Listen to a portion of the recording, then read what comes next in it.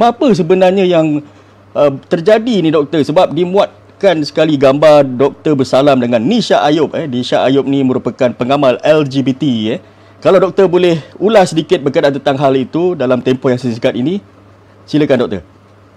Baik, saya pun tak tahu cerita ni, tapi bila saya buka tweet, saya tengok ada orang tanya kat saya pasal satu TikTok daripada akaun Ustaz Couple ni ya.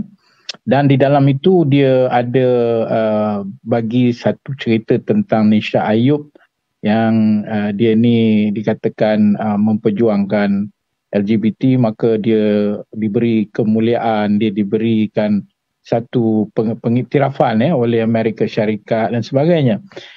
Okeylah, itu masalah dia lah kan. Tapi isunya bila ada gambar saya diletak di situ di dalam TikTok dia itu, yang ketika mana untuk pengetahuan semua gambar itu diambil ketika peristiwa ada satu 2018 ketika menyambut kemerdekaan Hari Malaysia.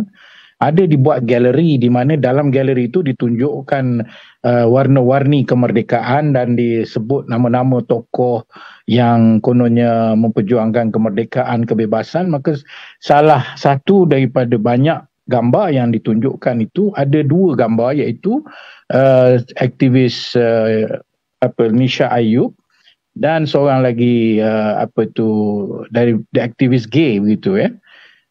Saya pun ketika saya masa tu menjawab Menteri Agama, ramai komplain yang datang pada saya dan saya terus berhubung dengan Datuk Seri Farizal, iaitu dia ni merupakan Setiausaha Kerajaan Negeri pada waktu itu, untuk mensahkan betul atau tidak ada satu pameran yang dibuat di Dewan Seri Pinang, Pulau Pinang, di mana di dalam itu ada gambar yang banyak-banyak gambar yang dicerita tentang warna-warni kemerdekaan. Itu adalah dua gambar ni.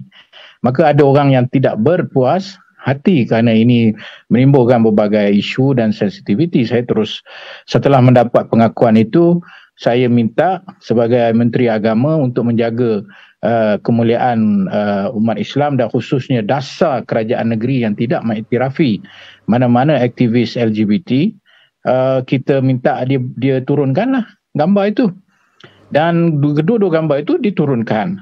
Dan saya sebagai menteri yang bertanggungjawab ketika itu menghubungi melalui pejabat saya Nisha Ayub untuk saya panggil dia ke pejabat, bukan panggil untuk menyokong apa dia buat, tapi panggil untuk menegur dia dan memberi penjelasan bahawa tidak perlu dan tidak patut ada gambar itu digantung, dan minta penjelasan apakah dia tahu atau tidak dalam hal ini dan apa dia punya sikap dan sebagainya. Jadi itulah pertemuan dia, pertemuan yang menegur Nisha untuk saya bagi tahu kepada dia perkara ini tidak wajar, dan saya dan seluruh kerajaan PH ketika itu telah ada dasar yang sangat jelas, iaitu kita tidak pernah sama sekali menyatakan apa indikasi ataupun isyarat yang menyokong perjuangan LGBT. Apa yang dijelaskan, yang dijawabkan, itu cerita lain. Tetapi yang penting gambar itu kalau dia berniat untuk memberikan satu gambaran cerita pasal Nisha, saya menyokong Nisha Ayub, itu satu yang jahat.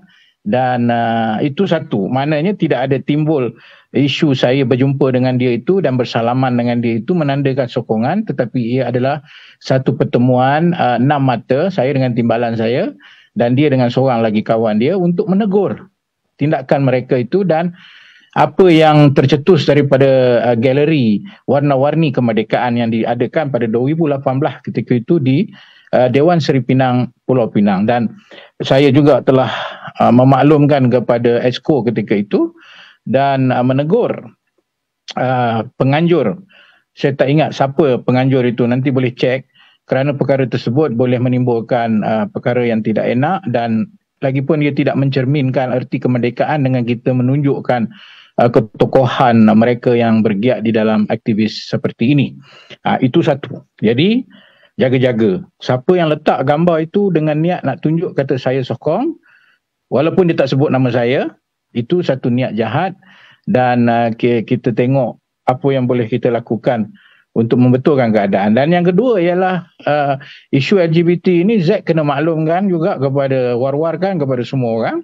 Saya telah menang kes di mahkamah ya pada tahun 2021 tak silap saya, apabila Harakah melalui penulis dia Aziz Muda telah menulis dengan niat untuk menjatuhkan maruah saya, mengatakan saya menyokong LGBT, segala kegiatan maksiat adalah kerana saya telah mengarahkan tidak ada penguatkuasaan agama dan sebagainya.